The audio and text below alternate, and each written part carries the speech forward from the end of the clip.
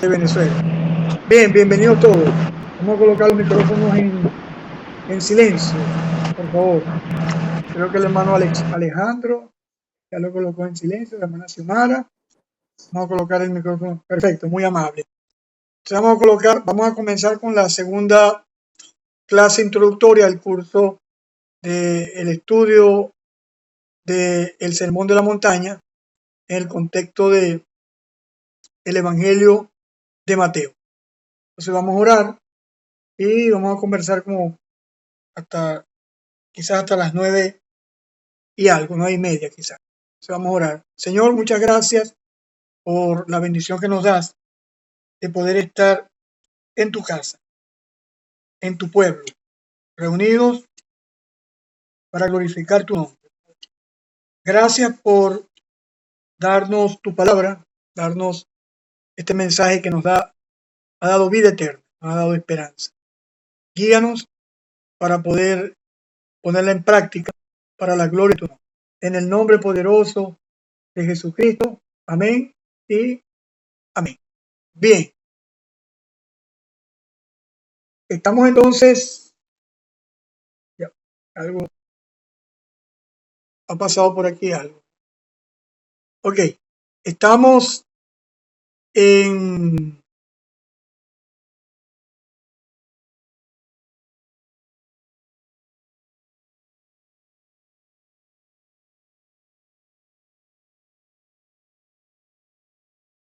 ¿me pueden escuchar? Sí, pastor. Perfectamente, José. Ok, perfecto. Sí Okay. sí se escucha. Estamos en la introducción del Sermón de la Montaña, basado en un libro del profesor Juan Driver, correcto.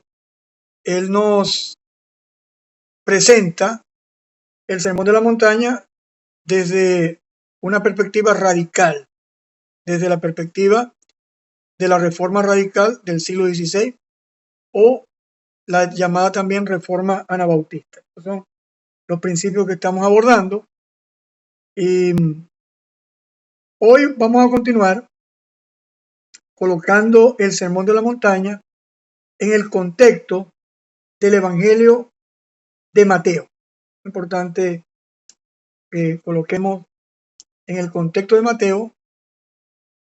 El capítulo número 2 de Mateo hace una especie de contraste político entre Herodes el Grande, quien ejerce una soberanía basada en el poder político establecido, el miedo y la fuerza. Ya nosotros hemos leído acerca de Herodes, como era un hombre que utilizaba el poder para su beneficio.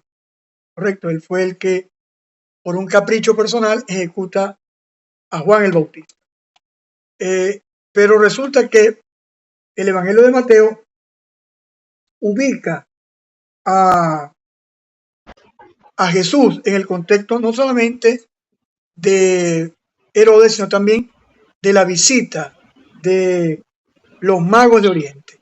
Probablemente unos astrólogos, en ese entonces la astronomía todavía no era una ciencia, es decir, que eran astrónomos, puede sonar como un anacronismo. Entonces, ellos eran astrólogos, estudiantes de las estrellas, quizá no para adorarlas, sino que era una astronomía incipiente, lo llaman los sabios de Oriente. La tradición lo llama los 3 reyes magos, que no eran ni 3 ni tampoco quizás eran reyes, pero sí tenían su privilegio por el tipo de regalos que le traen al niño, que había ya nacido, ya tenía probablemente más de 2 años, por el cálculo que nos da el Evangelio de Mateo. Entonces, esa noticia, la noticia de un rey, lo turba a Herodes y también turba a toda Jerusalén. Entonces, Herodes comienza a buscar entre los rabinos, los rabí de la época, el nacimiento de Jesús. ¿Cuándo sería ese nacimiento? ¿Y dónde sería el nacimiento? Mejor dicho, más que cuándo, ¿dónde? y le dan una cita de Miqueas, donde se le habla de que tú, Belén Efrata, grande entre la familia, pequeña entre la familia, de ti nacerá un legislador. Entonces, esa noticia hace que el nacimiento de Jesús sea una amenaza política real. De hecho, Lender, creo que tienes el micrófono, hermano Lender, creo que tiene el micrófono abierto. Trate de ponerlo en silencio, hermano Lender. Ok, entonces se presenta a Jesús como una amenaza política real. En la reacción de Herodes, la respuesta violenta de Herodes es una señal de que Herodes entendió que su reino estaba amenazado. Correcto. Herodes, al igual que gran parte del judaísmo tardío, creían que el Mesías era un rey que vendría a establecer una especie de reinado teocrático político, administrativo, correcto, sobre Jerusalén y sobre las naciones, sobre Israel y las naciones. Entonces, la respuesta de Herodes, la respuesta violenta, es una respuesta a la llegada de Jesús, ¿no? Entonces, el mismo título Mesías de Jesús es un título real. Mesías, dice Miqueas, que vendrá un legislador, persona que ejerce el dominio, el control, ejerce poder y señorío, ¿no? Entonces, aquí tenemos a Jesús marcado en una yuxtaposición de reyes. El capítulo número 3 de Mateo nos va a ubicar a Jesús en el contexto de el bautismo, ya, o en el contexto de Juan el Bautista. Vamos a colocar a Jesús en el contexto de Juan el Bautista, correcto. Y Juan va a utilizar la expresión conocida como la expresión radix. He aquí, el hacha está puesta a la raíz de los árboles.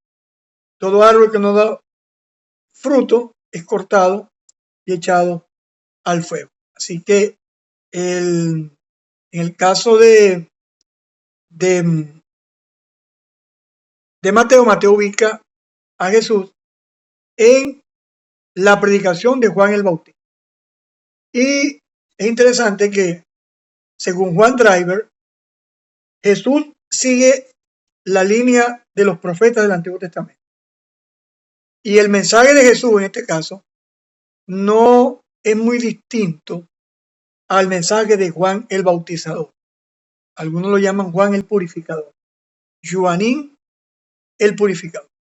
Es un mensaje de arrepentimiento. Es un mensaje, el arrepentimiento, ustedes conocen bastante bien el término metanoia, que tiene que ver con un cambio de mentalidad. Es una vuelta a Dios y a su intención original para la convivencia humana. Más que silicio y lloro, claro, el arrepentimiento también tiene un elemento de contrición. Por eso el profeta Joel decía, convertíos a Dios con ayuno, lloro y lamento. Rasgad vuestros corazones y no vuestras vestiduras y volveos a Adonai. Entonces, por supuesto, habían elementos externos que acompañaban el arrepentimiento. El silicio, romperse las vestiduras, el llanto, el quejido, el quebrantamiento, pero más que eso, más que una culpabilidad, el arrepentimiento es una vuelta a Dios y a su intención original para la convivencia humana. No es solamente un cambio de opinión, sino una reconstrucción social. De hecho, hay algunos antropopatismos en el Antiguo Testamento, es donde se le atribuye a Dios sentimientos humanos, ¿no? Y en esto me preguntaba un alumno que ¿Qué significaba eso de que Dios se arrepintió? Porque hay otro texto que dice que Dios no es hombre para que mienta, ni hijo de hombre para que se arrepienta. Entonces, estamos hablando no que Dios cambie de opinión, sino cuando dice la Biblia que Dios se arrepintió, podemos entenderlo en el mejor contexto, que a Dios eso le produjo dolor, y es la forma como el texto hebreo intenta, a través de un antropopatismo, que nosotros podamos entender. Y bueno, no debemos olvidar que la Biblia es palabra de Dios en palabra de hombre. Es decir, por ejemplo, cuando dice la Biblia, y no contristéis al Espíritu Santo. Entonces, el Espíritu Santo de una forma u otra, como una persona, se entristece. Correcto. No digamos que los sentimientos de la deidad sean semejantes a los del hombre, pero es una forma para que nosotros entendamos a través de lo conocido, lo desconocido. Así decía Jean Piaget, que nosotros aprendemos por asimilación y acomodación. Sí, en las estructuras nuevas, ¿verdad? Las estructuras nuevas se solapan o se colocan o se añaden a las estructuras antiguas. Entonces, arrepentimiento no es solamente un cambio de opinión, no es solamente un dolor, no es solamente un contristamiento. Arrepentimiento no solo es un cambio de opinión, sino un cambio de mente que se traduce en un cambio de dirección. Y Driver lo llama reconstrucción social. El mensaje de Juan el Bautista era un mensaje muy claro, muy contundente. El mensaje de Juan era un mensaje duro, ácido, si podemos llamarlo, entenderlo de esa forma, ¿no? El caso de Juan, ¿no? Primeramente, la indumentaria, vestido de pelo de camello, un cuero en los lomos y alimentándose de miel silvestre y de langosta, pero no la langosta del mar, sino, usted sabe, el insecto. Entonces, venían la gente al Jordán a ser bautizados y confesaban sus pecados. Entonces, a los fariseos y saduceos les decía generación de víboras. Nosotros vemos tanto en Jesús como en el Juan el Bautista un mensaje duro, directo, contra las estructuras de maldad, las estructuras de la gente, pues, que estaban liderando el pueblo de forma, la gente, el liderazgo religioso, y eso era bastante contundente contra ellos, ¿no? Entonces luego, Juan llama a hacer frutos dignos de arrepentimiento. En Mateo capítulo número 6, Jesús va a decir que por sus frutos los conoceréis. Más o menos el mismo lenguaje del profeta, duro, alguien que confronta, y le dice, y ustedes no pueden decir dentro de ustedes mismos, Abraham tenemos por padre, porque ese era el orgullo nacionalista de los judíos, de los israelitas, de decir, bueno, somos hijos de Abraham, Abraham tenemos por padre, y a veces se jactaban de tener, somos hijos de Moisés. Entonces, Juan le dice que de las piedras Dios puede levantar hijos de Abraham. Y aquí viene el mensaje duro, ¿no? Donde dice, el hacha está puesta a la raíz del árbol. De ahí donde sacamos el término radix. Correcto. Todo árbol que no da buen fruto es cortado, echado al fuego. Y luego Jesús dice, Juan dice, yo a la verdad os bautizo en agua para arrepentimiento. Sí, bautismo para arrepentimiento. Pero el que viene tras mí, y aquí toman algunas sectas unitarias, sobre todo la Iglesia Pentecostal Unida, que el bautismo es para arrepentimiento, y también el credo niceno-constantinopolitano habla también del bautismo para perdón de pecados. Pero ese es otro tema, no tenemos tiempo para discutir ahorita. el que viene tras mí, cuyo calzado no soy digno de llevar, es más poderoso que yo. Él os bautizará en Espíritu Santo y fuego. Yo quiero puntualizar a mis amados hermanos de tradición pentecostal que no existe el bautismo del Espíritu Santo. Correcto. Eso no existe. ¿Por qué no existe? Porque quien bautiza no es el Espíritu Santo.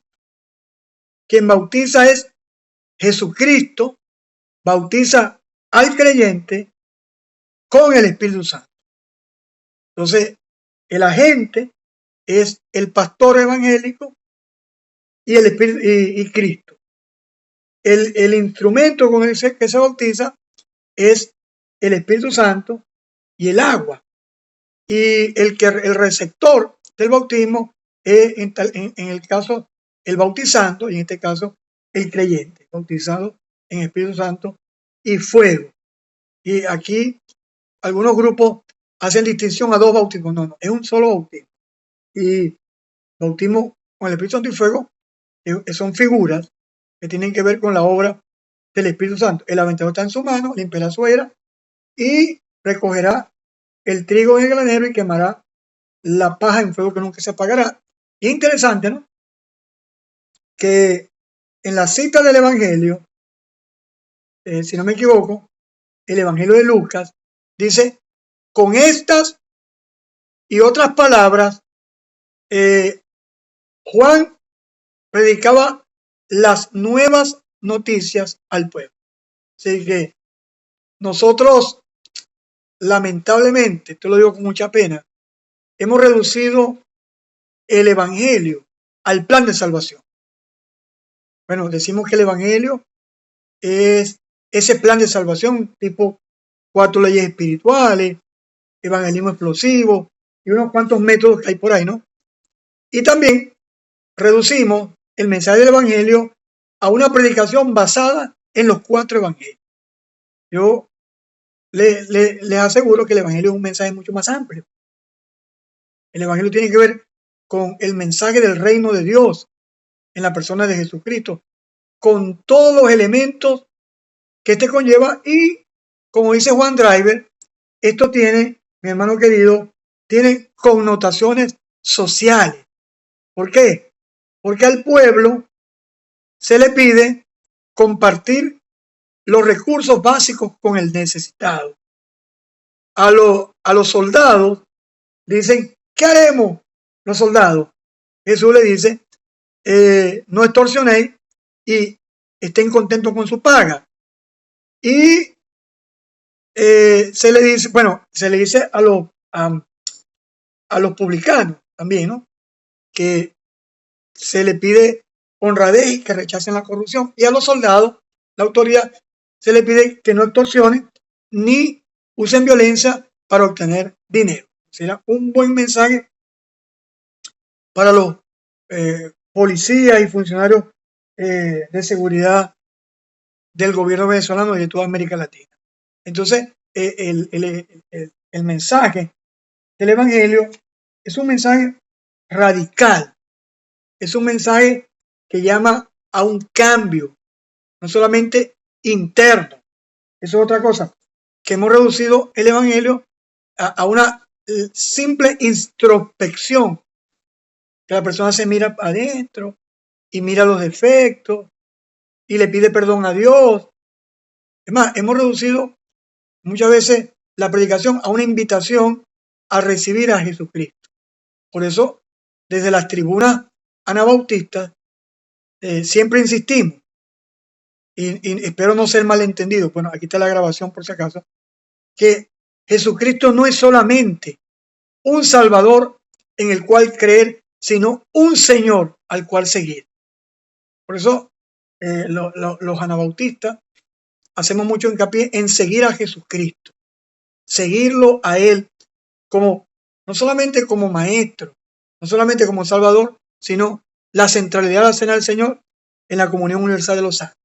Correcto, porque nos escribe Douglas Tizán, siempre presto. Entonces, se ubica el arrepentimiento como un cambio total, un cambio radical. Ahora, lo siguiente que hace el evangelista Mateo es ubicar en el capítulo 3 de Mateo, correcto, ubicar a ese mensaje, hermano querido, en el mensaje de el bautismo de Jesús. Por cierto, Juan, que es el último evangelista, nos da algunos detalles que los otros 3 evangelistas no dan. Juan dice, yo no lo conocía, pero el que me envió a bautizar me dijo, sobre el que tuve a descender el Espíritu sobre paloma, es el que bautiza con el Espíritu Santo y tal. Juan nos da algunos elementos, pero vamos a quedarnos en Mateo, ¿no? Entonces, Juan ubica a Jesús en el mensaje del bautismo, correcto. Entonces, ya ha dicho Mateo que Jesús es el que bautiza con el Espíritu Santo y con fuego purificador, correcto, y vivificante, como lo dice Mateo capítulo 3, versículo 11. Entonces, acto seguido, se termina el capítulo número 3 de Mateo con el bautismo, correcto. Comienza el desarrollo, el versículo 13 dice que entonces Jesús vino de Galilea al Jordán para ser bautizado por él, para ser bautizado por Juan. Mas Juan se lo oponía diciendo, yo necesito ser bautizado por ti y tú vienes a mí. Pero Jesús le respondió, deja ahora, porque así conviene que cumplamos toda justicia. Entonces Juan le dejó bautizar. Y Jesús, después que fue bautizado, subió luego del agua. Y aquí los cielos fueron abiertos. En la literatura intertestamentaria, de hecho, algunos libros apócrifos y escritos de la época hablaban de que el cielo estaba cerrado y que no había profetas y que la voz de Dios era una especie de eco, susurro, un eco distante. Alguna vez pudiéramos estudiar la teología del periodo intertestamentario, muy interesante, correcto. También la historia, los levantamientos celotes, los asmodeos, correcto. Todo eso, ojalá lo pudiésemos algún día estudiar, ¿no? Entonces, dice que los cielos fueron abiertos y Jesús vio al Espíritu Santo que descendía como paloma y venía sobre él. Entonces, según el Evangelio de Juan, escrito décadas después, Juan dice, sobre el que viese descender el Espíritu, forma corporal, ese es el bautizador. Y Juan dice, nosotros hemos visto y testificamos que este es el Hijo de Dios y todo lo demás, ¿no? Entonces, lo que Driver destaca es el versículo número 17. Y dice, y hubo una voz de los cielos. Es decir, según el profesor Juan Driver, en otro libro, creo que el libro Pueblo a la imagen de Dios, una visión bíblica, de ediciones Clara Semilla, libro anabautista, con muchos libros. En ese libro, el profesor Juan Driver dice que se terminaron los 400 años de silencio. Hay la irrupción de la voz de Dios. Se acaba el silencio de Dios. Entonces, eso es un detalle muy interesante. Ahora, cuando yo estudié el periodo intertestamentario, había un detalle que nos enseñaron, que era que cuando Dios calla, entonces el hombre opina. Es decir, que en ese periodo intertestamentario, primero aparece una cantidad de literatura deuterocanónica, montón de libros. Y también es el tiempo para la ebullición de la filosofía griega. Entonces decía este profesor que nos enseñaba periodo intertestamentario que cuando Dios calla, el hombre habla. En este caso, vemos en el evento del bautismo la interrupción de la voz divina. Ahora, esto no es una simple interrupción, ¿no? Fíjense que dice otro evangelio que escucharon, la gente que estaba ahí escuchó un trueno, pero Jesús escuchó una voz de los cielos, la voz del Padre. Y hay varios momentos cuando Dios habla en los evangelios. En la transfiguración, cuando estaba Jesús, Moisés y Elías, dice que descendió la nube y escucharon una voz que decía: este es mi hijo amado, a él oí. Sí, una voz audible, una voz fuerte. Son momentos bien determinantes en el ministerio de Jesús. Es decir, cuando Dios irrumpe con una voz poderosa y fuerte, es porque hay un momento que Dios mismo quería que ese momento quedara sellado, clarificado, a través de la confirmación de la voz audible de Dios en el cielo. Y ahorita hay hermanitos que se mantienen todo el tiempo esperando la voz audible de Dios. No, Dios, habiendo hablado de muchas maneras a los padres por los profetas, en estos posteriores días nos ha hablado por el Hijo.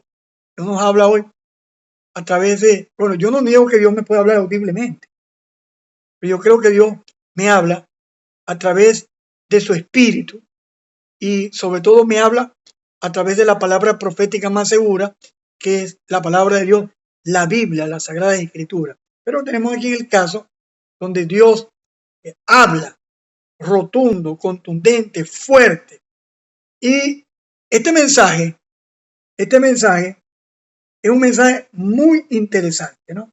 Porque es una cosa, este mensaje dice que tú eres mi hijo amado, correcto. Estamos en presencia de una frase del Salmo segundo, el Salmo número 2. Es claramente contundente. El Salmo capítulo 2. Ustedes pueden buscarlo, lo que reza el Salmo número 2. Voy a tratar de aquí ubicarlo para que podamos leerlo. Dice, versículo número 7 o versículo 6. Pero yo he puesto mi rey sobre Sión, mi santo monte. Yo publicaré el decreto.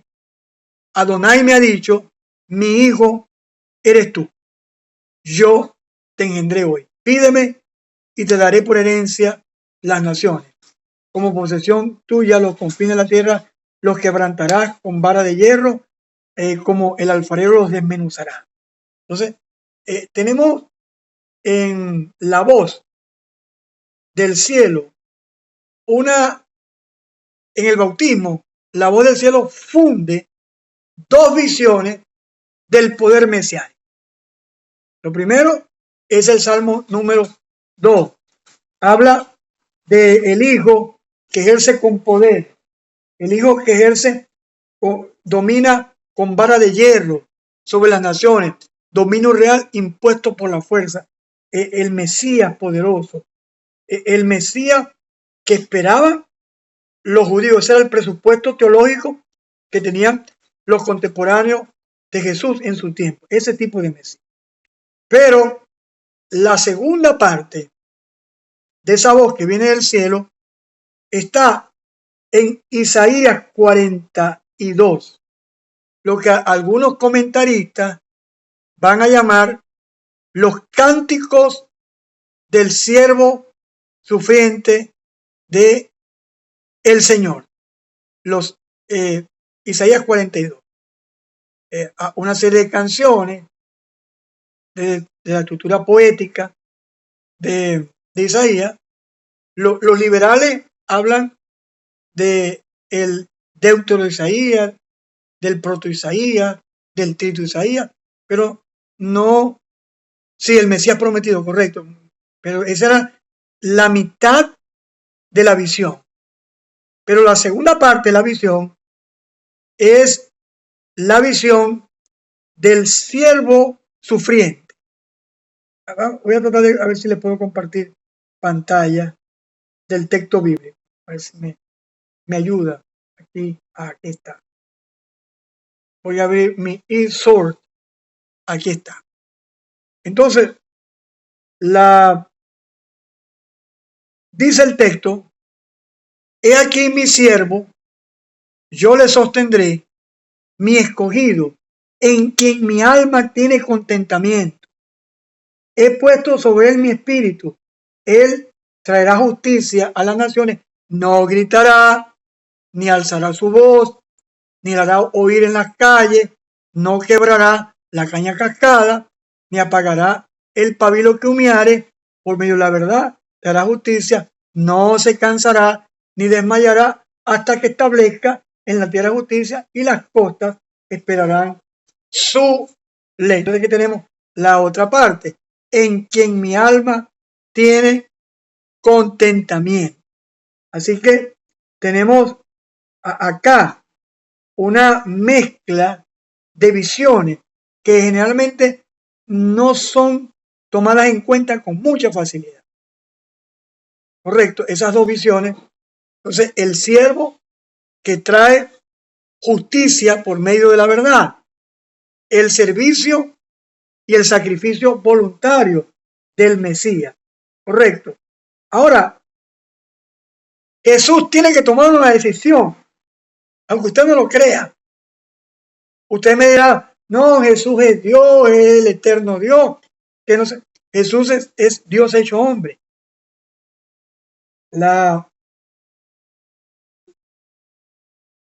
Los credos antiguos nos hablan de 100% hombre, 100% Dios.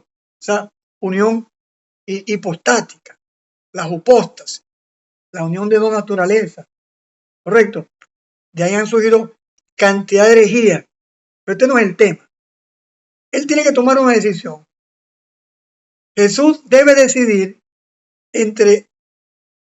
va a decir qué tipo de Mesías sería. Y obviamente, para mí, él decide por la visión mesiánica completa. Lo que yo precisaría del profesor Driver es que Jesús va a decidir en qué tiempo se va a capitalizar esa visión. La visión del siervo sufriente y la visión del Mesías liberador y conquistador. Entonces Jesús lo que va a decidir, y yo me permito aquí hacerle una pequeña corrección al profesor Juan Driver, es que yo diría que Jesús debe decidir el tiempo en el cual iba a expresar o a capitalizar o a ejecutar o ser de una vez el Mesías glorioso, conquistador, o ser de comienzo, en su primera venida, el siervo sufriente de Yahvé, aquel que viene a morir por nuestras rebeliones. Nuestra paz será sobre él, castigo de la paz será sobre él, y por sus llagas fuimos nosotros curados. Correcto. Entonces, él habla de... Ahora, seguidamente, tenemos, luego de esto, las tentaciones de Jesús, las tentaciones mesiánicas.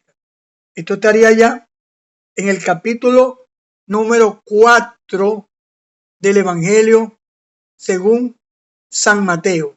En el Evangelio según San Mateo, capítulo 4, tenemos entonces las tentaciones de Jesús. Correcto. Ahora, la mayoría de los comentaristas que yo había escuchado hasta llegar a este pequeño libro de Driver, Militante por un Mundo Nuevo, consideraban las tentaciones humanas y ontológicas. Es decir, tentaciones antropológicas y tentaciones ontológicas. Uno, hablaban que Jesús tuvo hambre y fue tentado a pedir comida y fue al pináculo del templo y fue tentado a vencer la ley de la gravedad. Y la tercera tentación, pues, una simple adoración satánica por parte del diablo y algunas partes de la ontología con el condicional si eres. Sí, que lo que el diablo estaba intentando es que Jesús dudase de su deidad, el pato y la guacharaca. Hasta que en el año 94, 93, el misionero Wayne Baker me regaló este libro. Y me dijo, y yo cuando lo vi el libro, esto es un librito, un libro, como decía el profesor Emil Cordero, pura pajarilla, un librito devocional, ¿no? Y después cuando me lo puse a estudiar, me di cuenta que no era ningún librito devocional. Este libro de Militantes por un Mundo Nuevo, ¿no? Entonces, me tropecé con el profesor Juan Driver. Estuvimos a punto de traerlo en el 97 para Caracas y no pudimos traer a Driver. Traímos a Hugo Zorrilla. El profesor Hugo Zorrilla sí nos visitó, un hombre ilustre en el campo de la interpretación anabautista. ¿Cómo se llama el libro? Militantes por un Mundo Nuevo. Ahí está. Este libro me lo regaló el misionero Wayne Baker cuando yo era pastor de el Centro para la Familia Cristiana en La Urbina, cuando fui pastor hace muchos años, muy joven, en Caracas. Entonces, el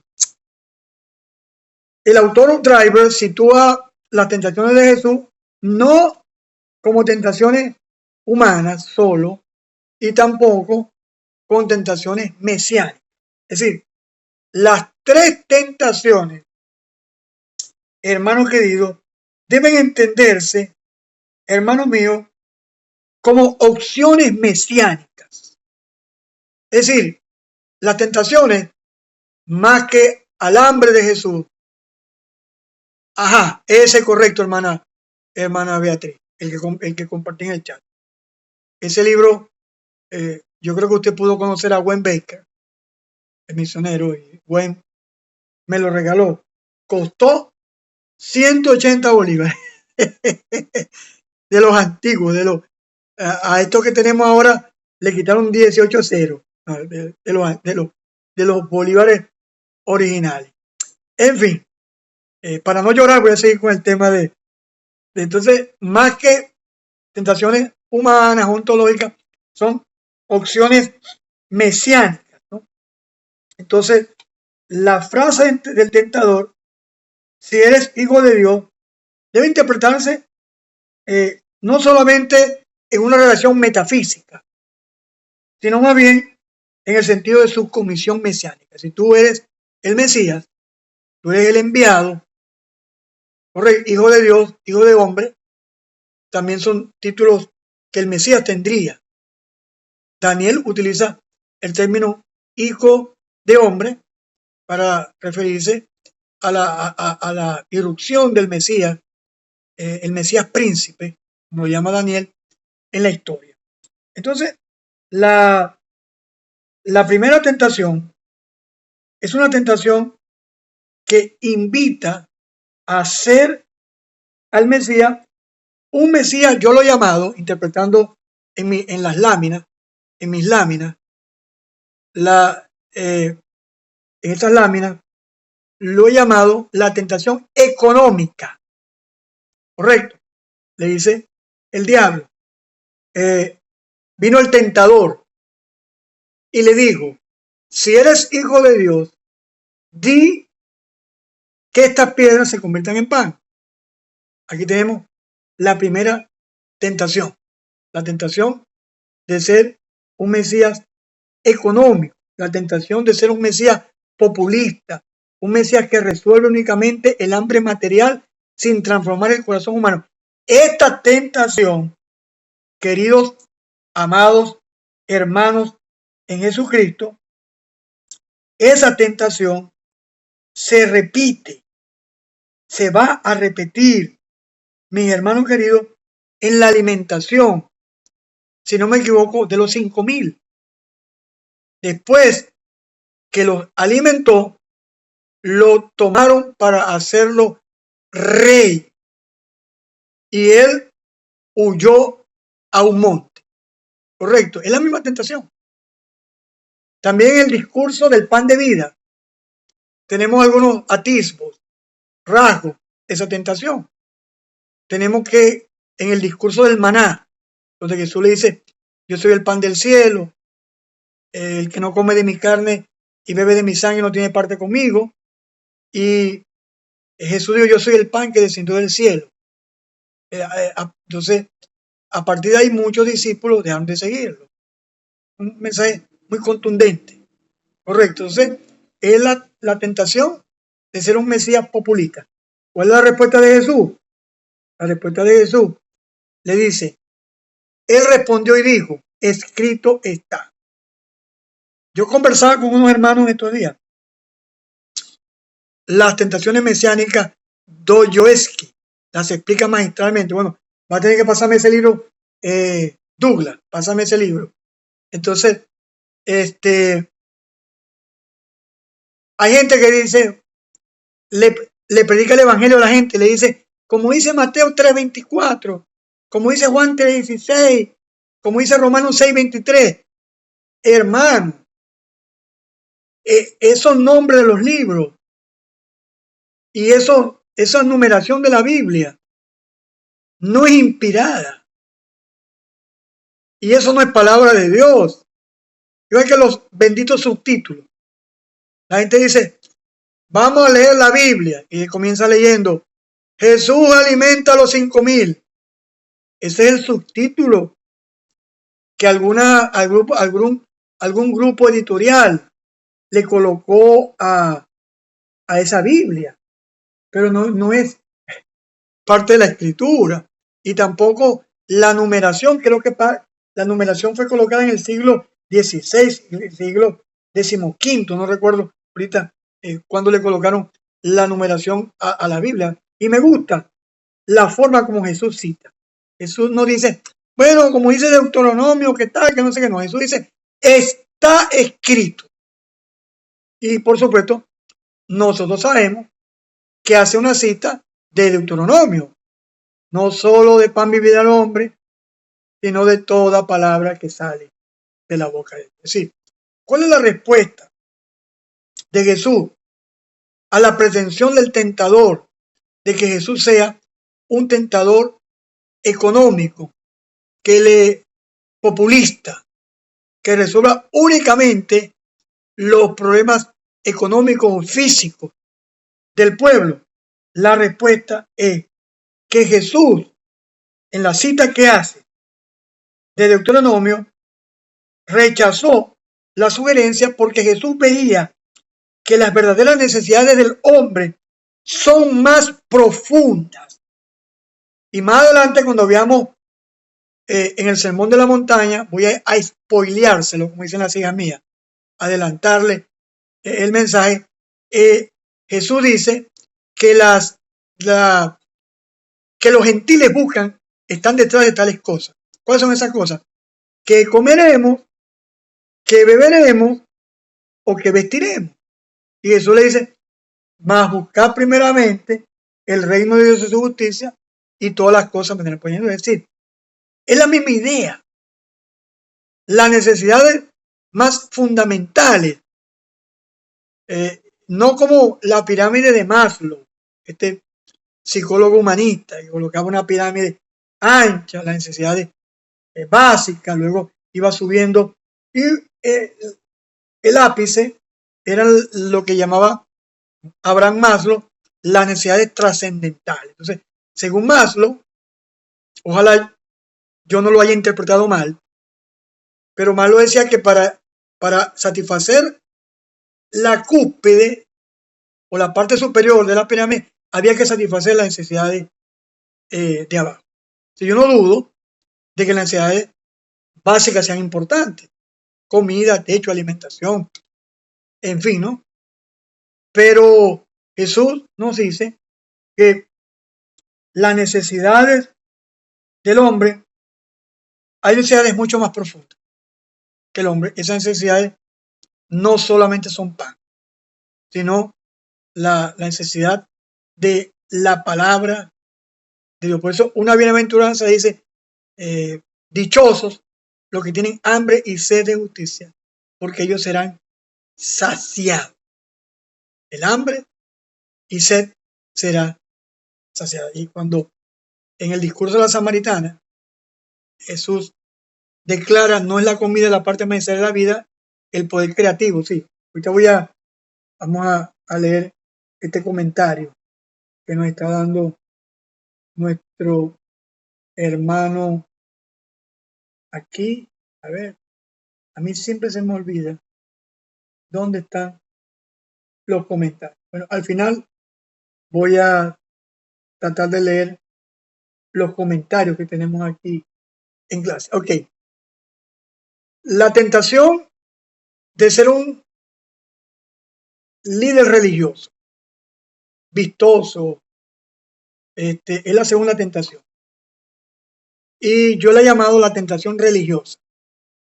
Driver dice, saltar del templo. Correcto. La segunda tentación. Correcto. Es invitado a saltar del pináculo del templo. Correcto. Jesús, el diablo lo lleva al final al pináculo del templo y le dice, literalmente, voy a leer, Mateo capítulo número 4, versículo 5. Entonces el diablo le llevó a la santa ciudad, Jerusalén obviamente, y le puso sobre el pináculo del templo, parte superior, y le dijo, si eres hijo de Dios, échate abajo, porque escrito está. Una cita chucuta del Salmo 91. A sus ángeles mandará cerca de ti y en tus manos te sostendrá para que no tropieces con tu pie en piedra. Entonces, esto no es sencillamente la tentación de obrar milagros, de hacer prodigios, de vencer la ley de la gravedad, como generalmente se ha aprobado. Bueno, en un momento, en parte de su ministerio, le piden que quieren ver una señal. Correcto. Y Jesús le dice que a esta generación perversa no le será dada señal, sino la señal del profeta Jonás. Que así como Jonás estuvo 3 días y 3 noches en el vientre del pez, así también le será dado. Y dice Romano que los judíos piden señales. Sí. Como decía la historia de Rico Lázaro, Abraham, si alguien fuera de los muertos y se le presentase, creerán. Y el padre Abraham le dice a Moisés y a los profetas tienen la Torá, tienen la ley de Dios. Si no creen a la ley de Dios, mucho menos van a creer a quien, si a alguien se le presenta desde los muertos. Entonces, esta tentación es más que una tentación.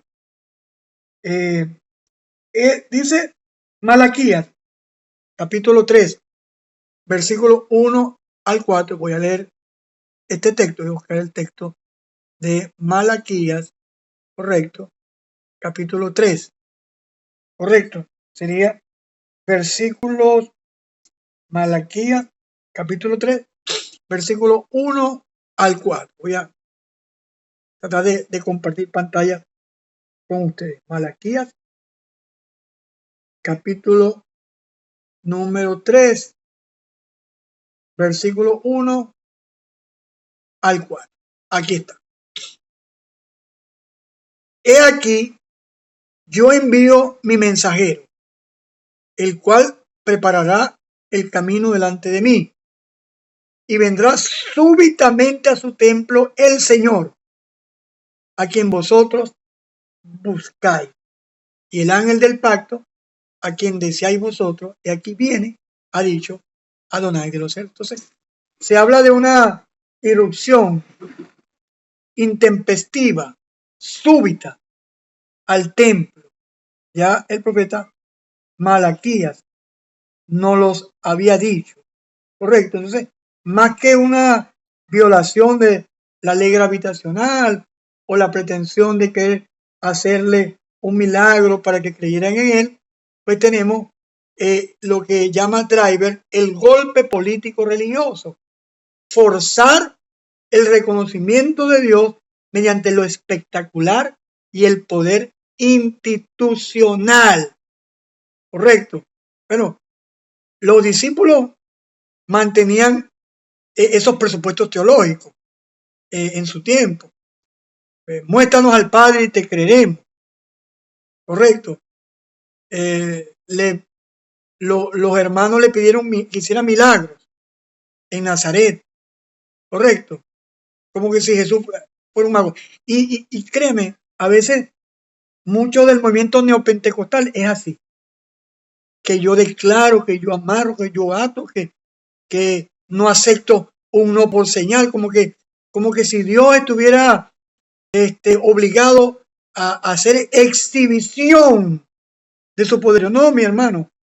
Mire, Dios no está sujeto a su palabra. Como dicen, esto lo escucho yo. No, que Dios está sujeto a su palabra. No, mire, dice la Biblia, al único soberano, Rey de reyes y Señor de señores. Hablando de Jesucristo. Así que eso de que Dios está obligado a esto y aquello, no. Ese no es el Dios solo soberano. El que habita en la luz inmarcesible, la cual ningún hombre ha visto ni verá. Correcto. Entonces, esta tentación, la tentación religiosa, es forzar el reconocimiento de Dios mediante lo espectacular. Hubo un momento que en el ministerio de Jesús dijo, no, si no creen en mis palabras, creen en mis obras. Ni siquiera en eso ellos iban a creer. Entonces, la visión profética de Malaquías, como le decía, contempla la visita súbita del Señor al templo. Se trata de la tentación de ser una especie de mensajero celestial que aparece repentinamente. Estoy leyendo la página 23 de Militantes para un Mundo Nuevo. En el patio del templo, un reformador religioso que da una especie de golpe político religioso, una aparición repentina en el centro mismo de la vida política religiosa de los judíos, podía ser una señal segura que había llegado el Mesías. Esta tentación se repitió, obviamente, en la vida de Jesús, porque dice Mateo que el diablo lo dejó por un tiempo, lo dejó tentar por un tiempo. Y dice que esta tentación se repite en la entrada triunfal. La multitud le prorrumpe un título mesiánico: Hosana, Hosana, sálvanos, Señor. Correcto. Es un título, es una proclama mesiánica, muy conocida por los judíos de su tiempo. Es una acción que tiene una carga mesiánica, como lo dice el Salmo 118, versículo 25-26.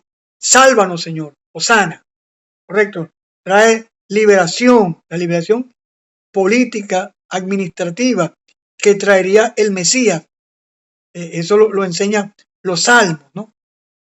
Lo que pasa es que tenemos que entender que las visiones proféticas son como nos enseñaban en hermenéutica, una cordillera. Usted lo observa desde lejos y están las montañas, se ven juntas. Pero resulta que entre montaña y montaña hay un valle de distancia. Y Pedro lo explica, el apóstol Pedro, maravilloso en una epístola, que los profetas escudriñaron en qué tiempo, en qué persona el Espíritu de Cristo que estaba en ella. Se hablaba de los sufrimientos y las glorias venideras. Están los dos eventos mesiánicos, la primera venida y la segunda venida. de nuestro Señor Jesucristo. Entonces, la tentación es la tentación, mis hermanos, que Jesús no va a ser un Mesías político religioso al estilo del pueblo o según el presupuesto del pueblo. Correcto. Él no va a satisfacer la curiosidad de nadie. Correcto. Usted observa que en el año de el inicio del ministerio hay una cosa que llaman el silencio mesiánico, que era que Jesús mandaba incluso a los demonios a que se callaran. Correcto. Y la gente hoy lo exorcitan en los libros de supuestamente liberación, recomiendan que hay que sacarle al demonio la fecha de nacimiento, sobre la identidad y todo lo demás, ¿no? Entonces, tiene una especie de diálogo a veces muy íntimo con los endemoniados. Entonces Jesús más bien mandaba a callar a los que proclamaban que él era el Mesías, el Hijo del Dios viviente.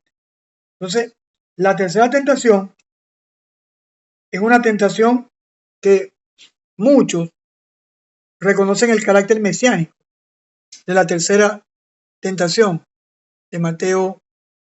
Ya estamos terminando. Tengan un poquito de paciencia. Correcto. Mateo capítulo 4, versículo número 7. Jesús le dijo, esta es la respuesta que le da Jesús a la tentación, a la segunda tentación: no tentarás al Señor tu Dios. Dios no es siervo de nadie. Él no hace las cosas como quiere o a conveniencia de nadie. No tiene necesidad de exhibirse. No está preocupado por... Es más, yo siempre digo a los hermanos, Dios no está apurado. Dios no tiene prisa. Lo que tenemos una vida corta y escueta somos nosotros. Él es el Señor, el Rey de Gloria. Versículo 8. Otra vez le llevó el diablo a un monte muy alto y le mostró todos los reinos y la gloria de ellos. Y le dijo, todo esto te daré si postrado me adores. Particularmente la gente, los predicadores, los comentaristas, hablan de que es una tentación de una adoración diabólica. Ok. Eso podría entenderse así a simple vista, ¿no? Pero si esculcamos un poco más, si profundizamos, vamos a darnos cuenta del carácter mesiánico de la tercera tentación. Correcto. Debemos recordar que la voz del cielo le digo, tú eres mi hijo. El Salmo número 2. Pídeme y te daré por herencia las naciones. Se habla también los reinos del mundo, dice en la voz del diablo, y la gloria de ellos. Todo esto te daré si postrado me adores. Correcto. Entonces, más que una tentación de carácter idolátrico, que Jesús se postre al diablo, que el diablo está esperando que Jesús le rinda adoración a Jesús, tenemos que entender más bien el deseo de un ejercicio político, económico, militar. Y ya lo vamos a ver. Correcto. Aquí dice, todo esto te daré si postrado me adoraré. Sí. A veces la gente comienza a hacer discusión, que el diablo tiene poder sobre todo, porque aquí lo dice el diablo, que el diablo es el dueño de todas las cosas. Bueno, no voy a discutir eso ahorita porque esto no es un curso de demonología. Correcto. Pero mucha gente dice eso basado en este texto, ¿no? Entonces, en lugar de imaginarnos que Jesús va a doblar la rodilla ante el tentador, ese tipo de curso, de culto, más bien tenemos que entender que es una tentación mesiánica, ¿correcto? No si el diablo tiene la capacidad o la incapacidad de entregar los reinos del mundo a Jesús, que tal, que el diablo tiene poder legal, como he escuchado cantidad de mensajes que Adán le entregó los derechos legales al diablo, que no sé qué cosa y todo lo demás, pero en fin, esto se lo tuvo que quedar grabado en el video y ustedes lo podrán analizar y discutirlo, ¿no? Entonces, la tentación es la tentación del atajo. Yo lo he llamado la tentación del atajo. Poder sobre los reinos. Instaurar el reino mediante la fuerza, las armas, la jerarquía mundana, rindiéndose ante los métodos del sistema político de la época o del tiempo, ¿no? Entonces, Jesús rechazó esta tentación porque el ejercicio del poder secular, que depende de la fuerza política y la militar, contradice diametralmente la naturaleza de la misión mesiánica de Jesús en el mundo. En una oportunidad, los discípulos van a una aldea de samaritanos y son rechazados y regresan y le dicen a Jesús que por qué no piden fuego del cielo como Elías. ¿Y sabe lo que le respondió Jesús? Vosotros no sabéis de qué espíritu soy, porque el Hijo del Hombre no vino a perder las almas sino a salvarlas. A veces, y me da mucha pena, mucho dolor, a veces los dispensacionalistas extremistas, ¿no?, se gozan porque dicen, no, que los judíos mataron palestinos o mataron árabes. No, eso es bíblico, eso es profético. ¿Verdad, hermano? ¿Verdad que esa es una opinión? No.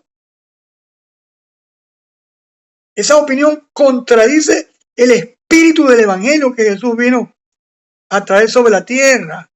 Hermano querido, el Hijo del Hombre no vino a destruir las almas, sino a salvarlas. Yo no me puedo gozar porque los judíos maten a los palestinos. No, no puedo. Tampoco voy a gozarme que ISIS o Hezbollah mate judíos, o que los rusos maten ucranianos, o que los ucranianos maten rusos. No, de ninguna manera me puedo gozar, porque son vidas humanas, irreparables, que se están perdiendo. Y muchas veces este dispensacionalismo in extremis nos nubla el verdadero espíritu del evangelio que Jesucristo vino a establecer. Entonces, esta tentación se repitió, correcto, se repitió casi literalmente, correcto. Esta tentación, cuando Jesús, si no me equivoco, regresa de la transfiguración, correcto. Sí, los dos tienen que arrepentirse, correcto. Los judíos y los no judíos. Si no se arrepienten los dos, como eso dice Pablo, para el judío primeramente, pero también al griego. A griego y a no griego, a judío o no judío, soy deudor. Estoy presto a anunciarle el evangelio. Entonces, a veces el dispensacionalismo cree que la gente, no sé si que por ser judío la gente va a ser salva. No. Eso no es lo que la Escritura enseña, ¿no? Ahora, en esa tentación de Mateo capítulo 16, versículo 21 al 23, también se repite la tentación. Correcto. Dice la Biblia que Jesús dijo que tenía que ir a Jerusalén a padecer de los escribas y fariseos, ser entregado a los gentiles. Y Pedro, un hombre probablemente mayor que Jesús, lo toma aparte y lo comienza a reconvenirle. Jesús está hablando de su muerte en el madero, del padecimiento, correcto. Y resulta que Pedro lo toma aparte y probablemente Pedro le diría, mira, el Mesías no muere. Por eso dice que el madero es tropezadero. Para los judíos para los griegos es locura. Es decir, muchas de las virtudes, mansedumbre, templanza, humildad, eran consideradas como debilidades por los filósofos griegos. Correcto, yo les recomiendo algunas de estas palabras en el libro de William Barclay, Palabras griegas del Nuevo Testamento. Explica ahí mansedumbre de una forma espectacular y cita algunos filósofos griegos para los cuales la mansedumbre era una debilidad. Entonces, por eso Jesús dice, dichosos los mansos, porque ellos heredarán la tierra. No son los violentos, es aquel que se somete a la voluntad de Dios y su palabra, el que va a tener la tierra por herencia. Entonces, la tentación se repite. Pedro comienza a persuadirle que abandone el camino del siervo sufriente de Yahvé. Correcto. Entonces, Jesús reconoce esa antigua tentación. ¿Y qué le dice a Pedro? Le dice, quítate delante de mí, Satanás. Y fíjese lo que le dice Mateo 4:10. Vete, Satanás. Y Jesús le dice, quítate de mí delante de Satanás. No es porque Pedro tuviera al diablo adentro. De hecho, el diablo no posee a nadie. Los que poseen a la gente son los demonios. El diablo no se le va a meter en el...